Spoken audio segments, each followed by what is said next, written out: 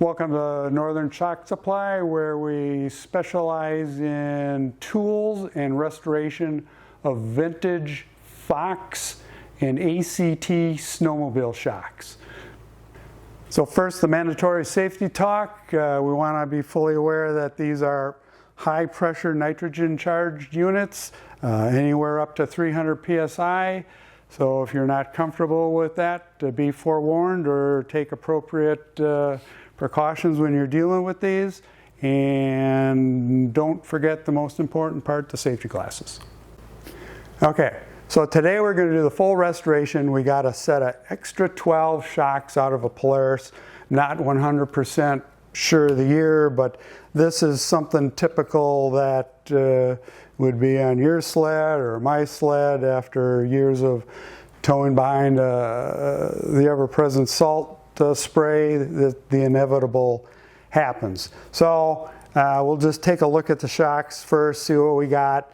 The bump stops seem to be in good shape, but here you can see we got some pitting on the shaft. That's going to have to be replaced. I already took the liberty of dealing with some of our bushing issues. This is probably one of the most perplexing parts of the shock, is dealing with these seemingly insignificant bushings, but they get rusted in there, they turn to mush. The rubber ovals, so on something 25, 30 years old, you're going to plan on replacing these. We would either replate these if they're still in good shape, or we would make new ones out of stainless steel. These were rusted in so bad, I actually had to use a press to get these out. So this will just go into the trash can, and we'll start over with some new bushings. We'll get to some of that later. So we'll do one shock today, and then off camera we'll do the other shock. Usually we use a spring tool to get the spring off. You back the preload all the way off. But these, in Polaris's wisdom, I always measure the spring rate because that's real important to get a decent ride. So what happened with these, I measured these and they came in at 50 pounds. Well, 50 pounds, I thought my spring tester was bad, but no, it wasn't bad. I couldn't believe, what I was seeing here. So just as a reference, so these are 50 pounds per inch. So 1 inch, 50 pounds.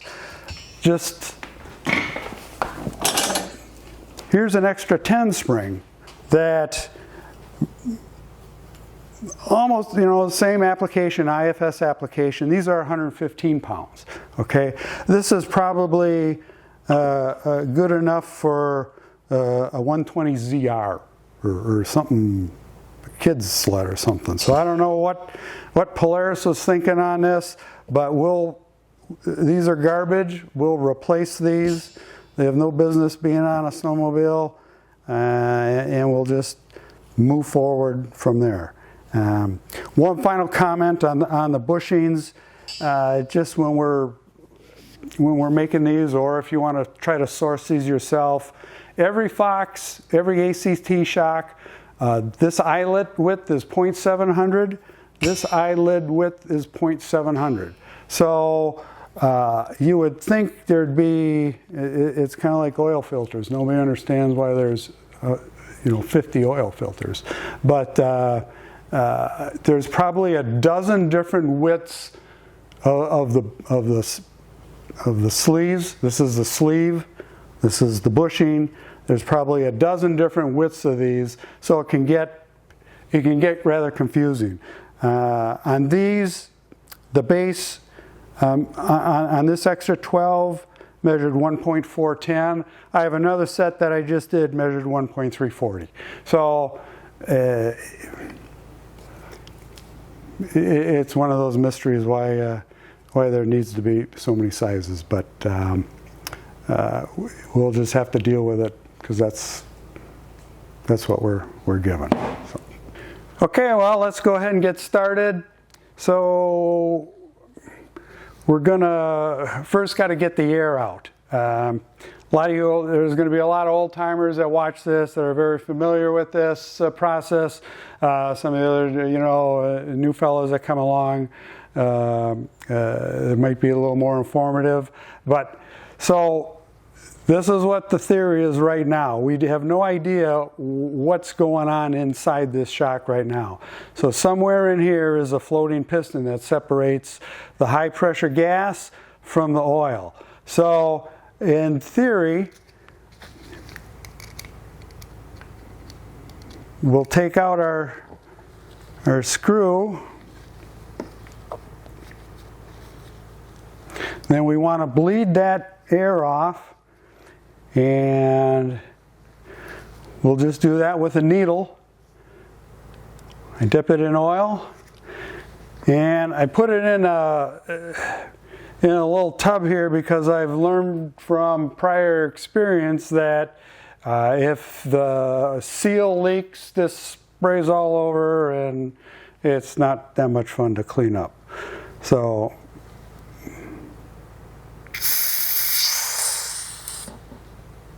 okay, so the air came out, that's good.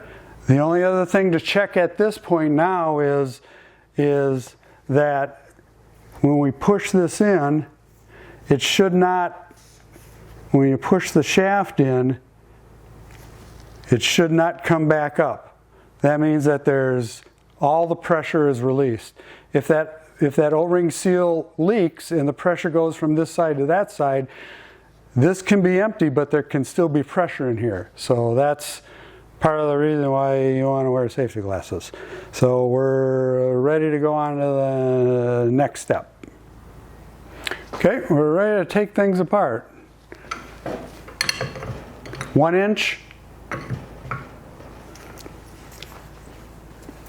Oh, that was way easy.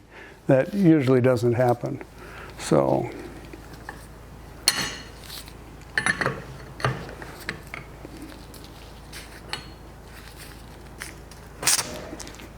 there was a tiny bit left, but that's part of the fun. So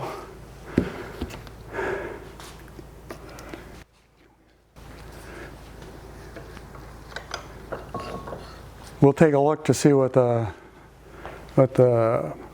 oil looks like in this.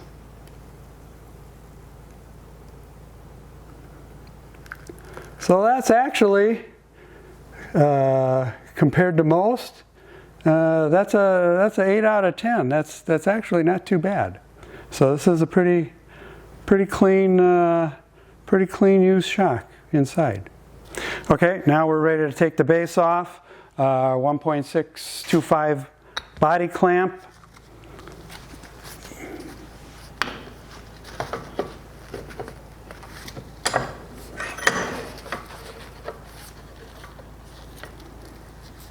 Into the vise.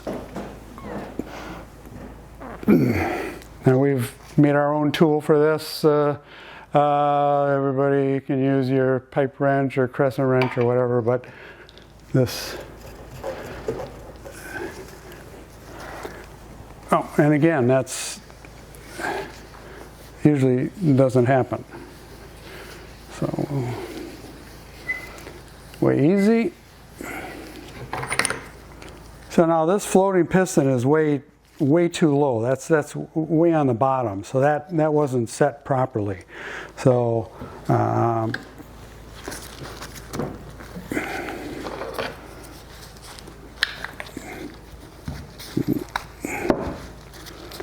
we'll knock that floating piston out of there. So there we go. This is we're just about done with that part. The bore looks good. So this will turn out real nice in the end. Okay, now we're going to remove the piston and the valve stack.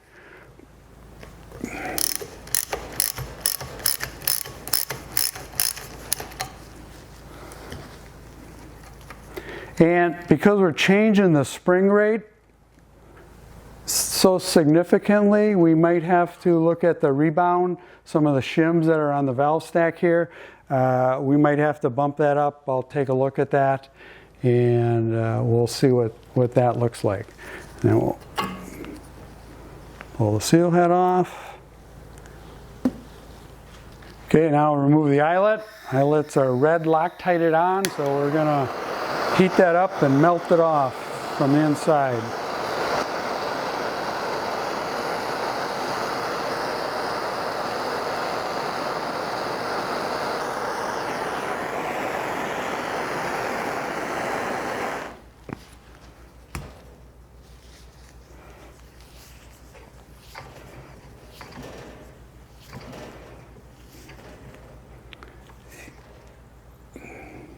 You can see the red Loctite on there. So we're just going to throw that on the garage floor to cool down. And here we can get a look at that shaft. So this will go in the recycling bin, and that'll be replaced with a new shaft. Okay, now we're going to get the seals out of the bearing cap. I got a well-worn screwdriver. Everybody's probably got their own favorite tool for doing this, but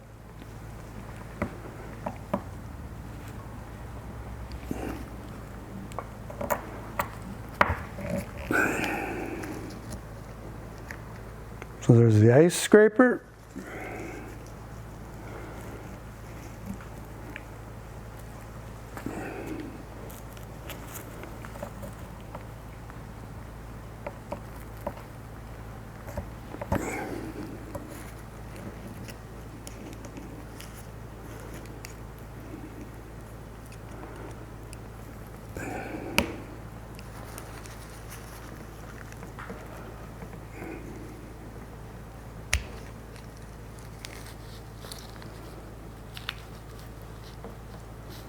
Here's the wiper.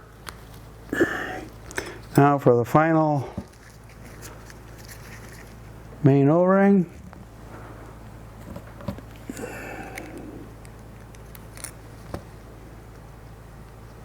There's that.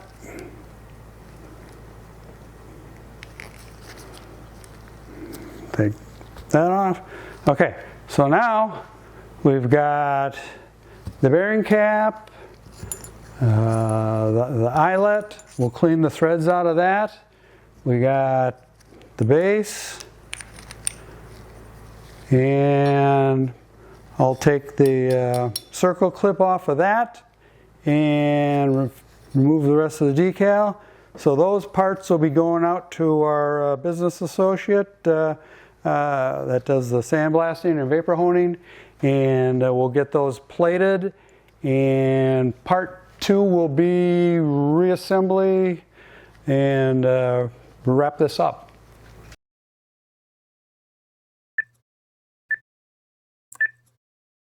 Okay, welcome to part 2. We're going to reassemble our Fox shock today. We just got everything back from our platers, and this is how things come back as.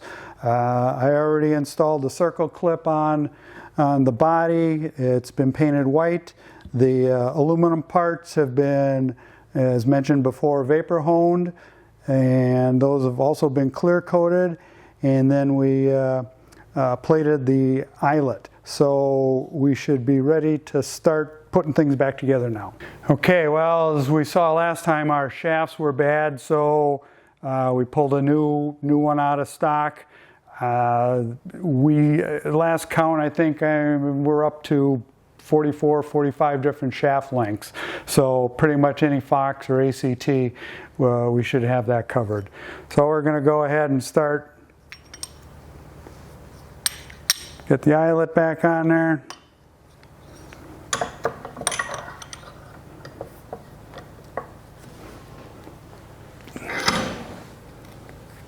We have our red Loctite. There's a ton of different grades of red Loctite, but we're not talking NASA parts here, so a couple drops on the ID and the OD.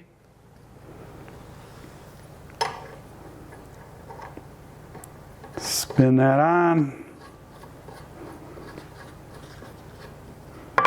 Take our tool and give it a little snug.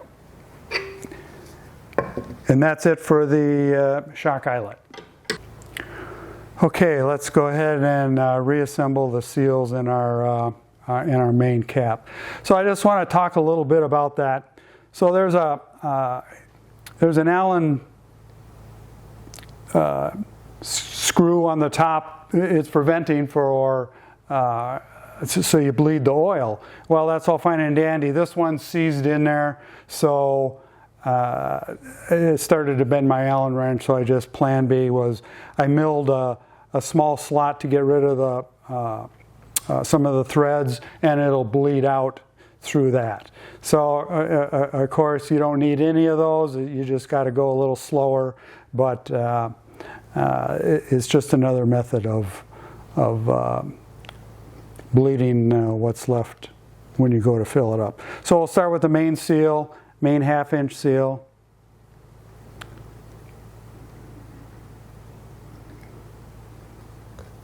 Of course, this is where your little screwdriver comes into play.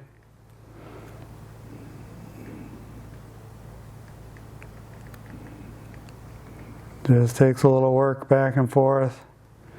That's the worst of the bunch there. Then the wiper. That's usually pretty easy because it's, depending on where you get your seals from, they can either be fairly flexible or not.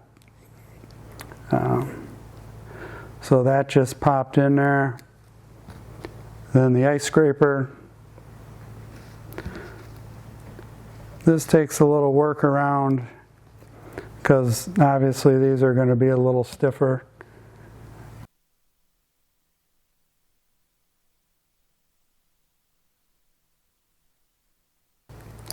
Okay, now just to make sure that these seals are all seated in the right.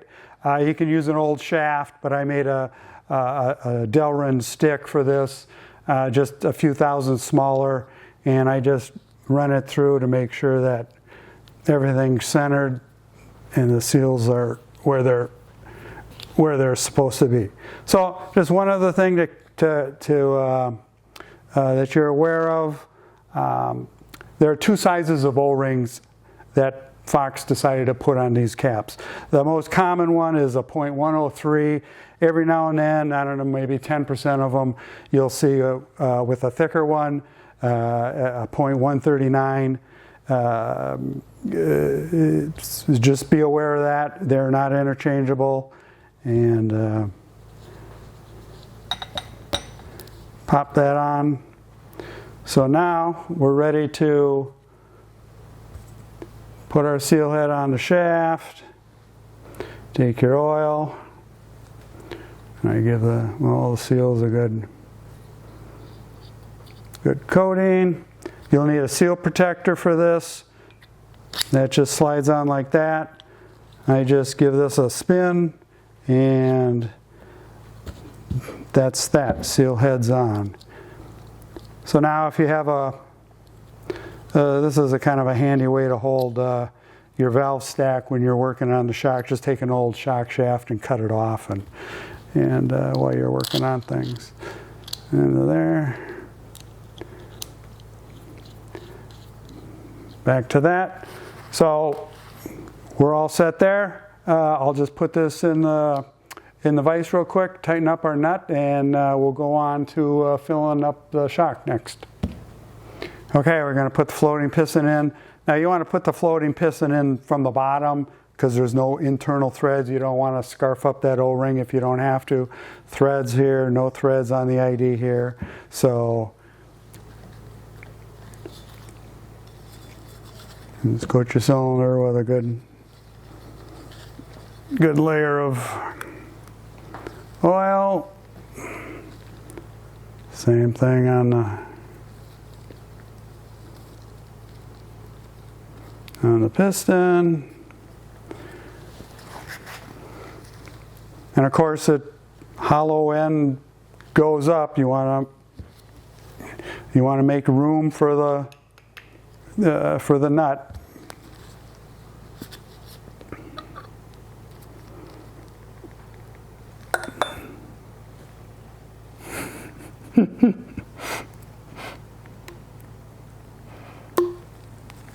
That's okay. We got more of those.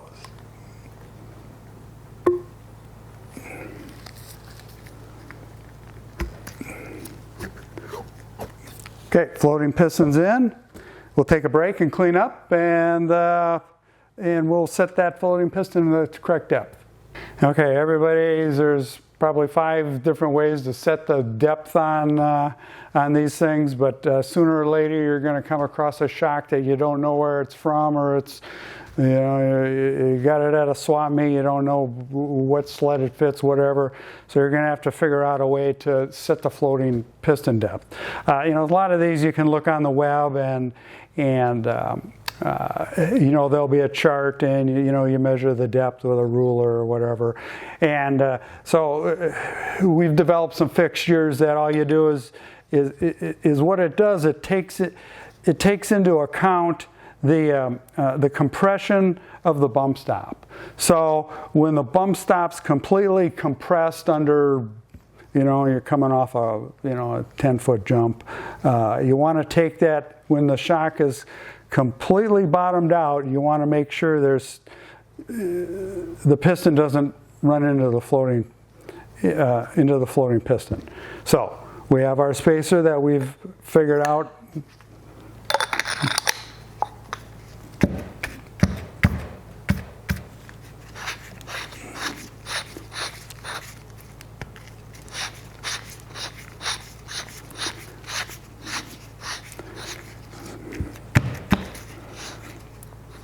Just crank it till just touch the O-ring, back it out, make sure that's bottomed out.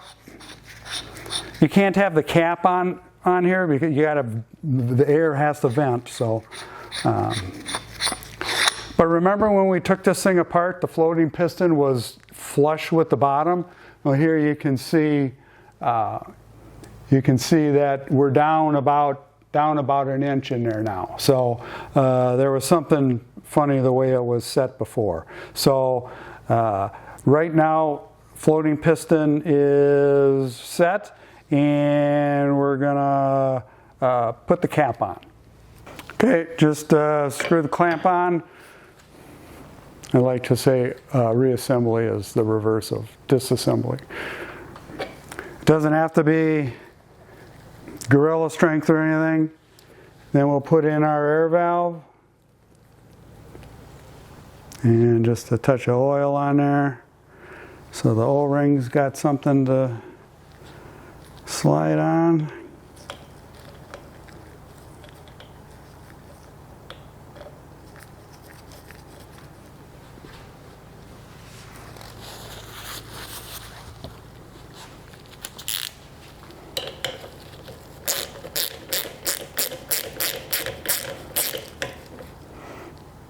Again, you don't have to overdo it. And we're ready to fill her up. Okay, moment of truth here. 5-weight shock oil. So you want to fill this up just enough. I probably have it about an inch from the top or so. So when everything, because you're going to displace the shaft and the piston in there. So a really good shock rebuilder should have you'll lose very little. Make sure your wear seal is in. Oh, one thing, if you do go this method, make sure you take that out.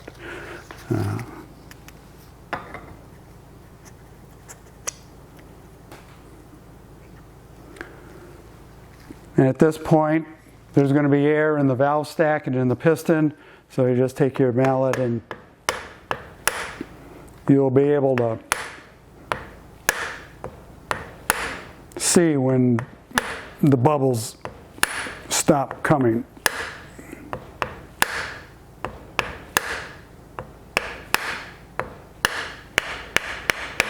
Okay,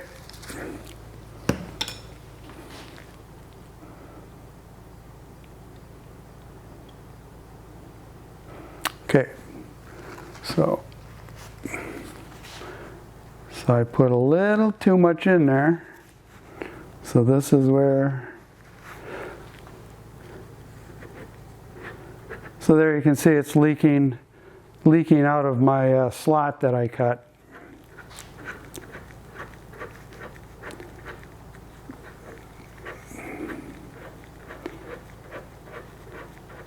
If you don't have a slot or if you don't have a bleeder port, you just got to go slow. What you don't want to do is go down. If you don't let the fluid come up and through, you're going to move that floating piston farther down.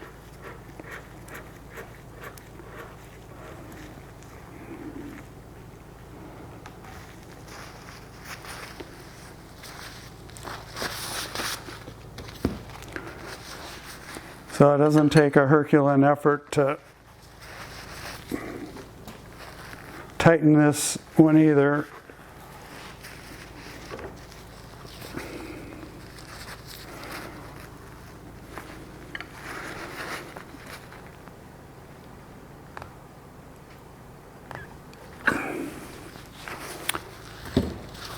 So that's filled up fluid, and we'll charge it up next.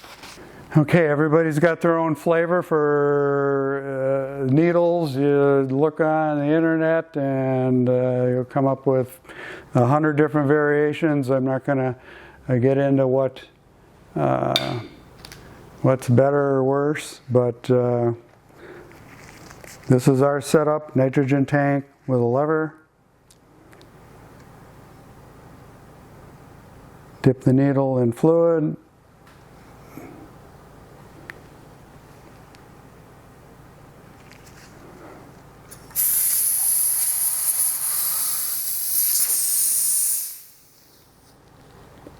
And that's that.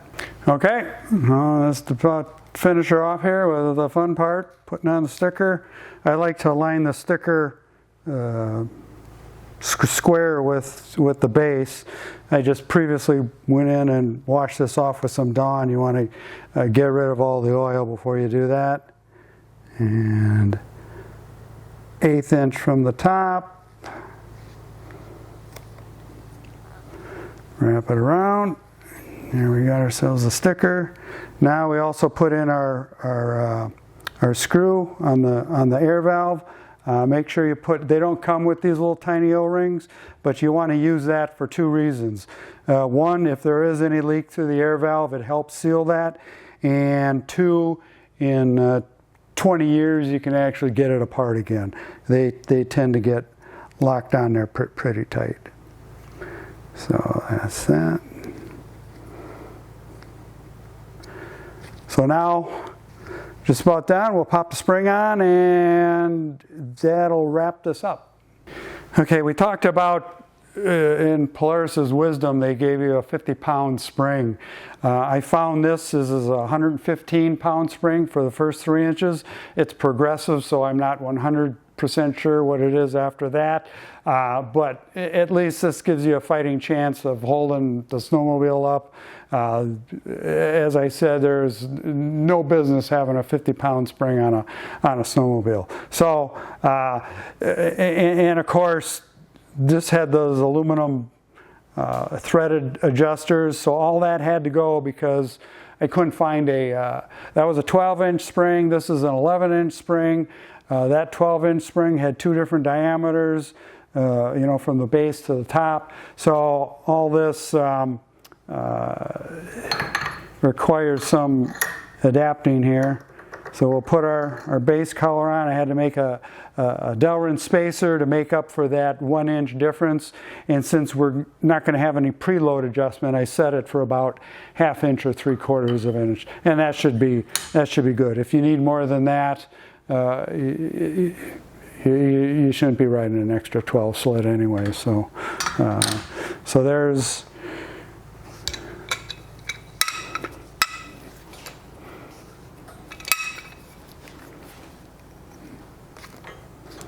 Got our spring tool going.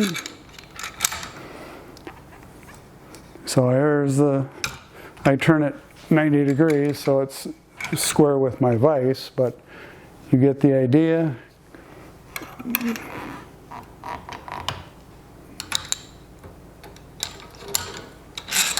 And these might take a little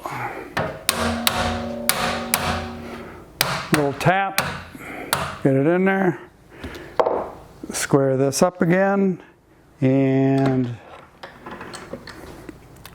we're done. Okay, so here's our finished product that we did over the last couple of weeks here. This I made did the fancy red bushings and the stainless steel sleeves. So now those are ready to go. And just to give you an example of some of the other things that we can do, here's a demo set that we put together. This is a Polaris Extra 10 rear, Arctic Cat rear. Here's a Extra 12. So this is the same as that. So we eliminated this business with a different spring, of course. Here's a pre-Extra 10 Polaris. So we did all the replating on this, and all the seals, everything from junk to ready to bolt back on. So this just came in today, and I'll just show a couple of these things briefly. So these are a couple that we did. These are Extra 10 shock tubes, along with the more eyelets, some more suspension parts. We can do the bolts. If it's metal, usually we can replate it. So and then again, all the aluminum gets vapor honed. So you can see there's an example. They all everything comes out looking the same. And just a final note on that. Remember I mentioned the sleeves. So here, these are all the exact same bases, the same 0.700 width, yet every one of these has a different width sleeve, that the engineers in their wisdom decided to grace us with. So if you send in shocks, send in the bushings and the sleeves so we can match them up correctly. So in order to get hold of us, the best way to get hold of Northern Shock Supply is to simply go to the eBay store. Go to eBay, look for search for Northern Shock Supply, and just message me through that. For our plating, the Shock Wizard, who's my business partner, we will put his number on the bottom of the screen, and you can call him directly. So he would do. You would contact him for more, if you're an independent or you're a shock rebuilder now, and you just wanted to send in the parts and have them plated and vapor honed or sandblasted or whatever they needed to be, you would contact him. For shock rebuilding and major restoration, Northern Shock Supply is the way to go. Either way, whoever you contact, we talk every day. It's the same place in the end, so it doesn't really matter. So that's it. Hope you enjoyed the video, and keep the tracks on the trail.